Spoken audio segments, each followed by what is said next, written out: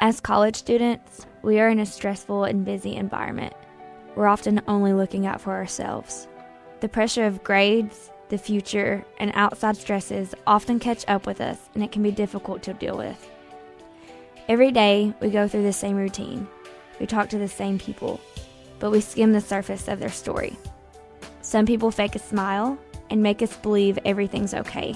A lot of the time, we don't see what's behind closed doors. Depression can set in and sometimes even catch people off guard, leading to much darker thoughts. According to Emory University, 1 in 10 college students have made a plan for suicide, and there are more than 1,000 suicides on college campuses per year. I talked to Austin Peay student Mary Beth Sadler, who shared her story of depression and suicide. Depression began manifesting itself when I was 10 years old. Freshman year of college actually went really well. We'd been kind of concerned about how I'd handle the pressure, but I did well and had good grades. But somewhere, I guess in that spring semester or the summer after, I started to very slowly relapse. Depression can reveal itself in many different ways. It can come from stress, but it can also come from loss. Austin Peay senior Mickey Springer shares what led him into depression. In 2010, my depression kind of really kicked in. And that year alone, I lost 20 to 30 members of my friends and family. That year, I lost my 21-year-old cousin. She killed herself in front of her 3-year-old daughter. And my uncle was really sick. And then my sister comes to the door and says, "Hey, we need to go. It's that time." So then I got ready and we went to where my uncle was, and he passed away about noon. And just seeing him suffer the way he did, that's when my depression kind of really kicked in full swing. Within the struggles of depression, suicidal thoughts have the tendency to emerge. I'd been spending weeks beforehand not going to class, not eating, September 22nd, I'd actually gone to class that day. And I'd actually had the energy to get up that day, and I thought, okay, maybe I can still do this. And I was sitting there in class, and I'd missed a lot of class, and I didn't understand what was going on, and I knew that what she was talking about was a very simple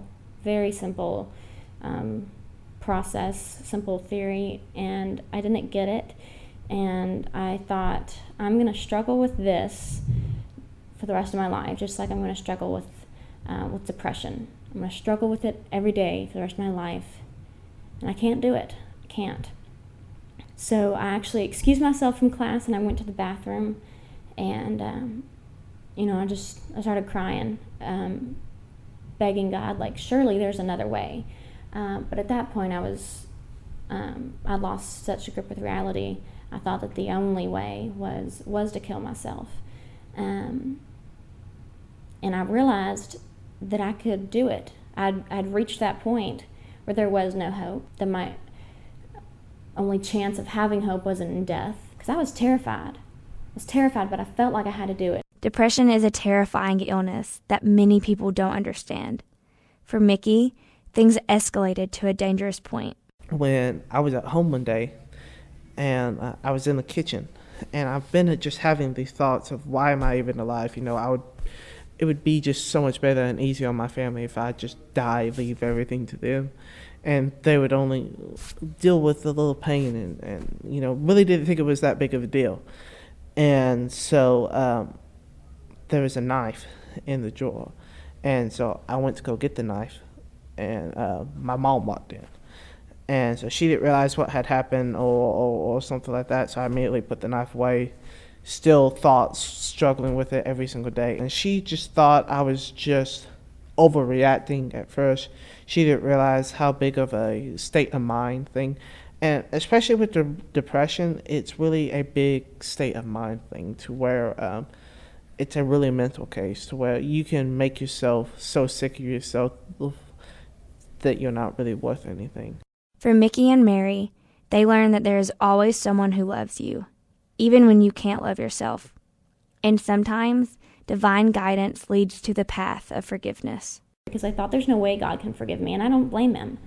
until a friend told me, she said, what are you thinking? She said, God's grace is an ocean. It's literally more than we can imagine. There is nothing you can do that God cannot forgive, because that is saying that your sin is greater than God, and that is a really arrogant thing to think. So that was kind of the breakthrough when things got a lot better. If you or someone you know is struggling, there is always help available. You can talk to your friends, family, or use outlets such as the Crisis 211 Center. Help is readily available. I mean, it's everywhere. There's not much awareness of it, but you can go to just about any school or church, whatever, and get help. If someone there can't help you, they'll find someone who can. Don't give up hope. Don't ever feel like you're not worth anything, because the bottom line is that you and I and every individual on this campus and on this world is worth so much more than just a life.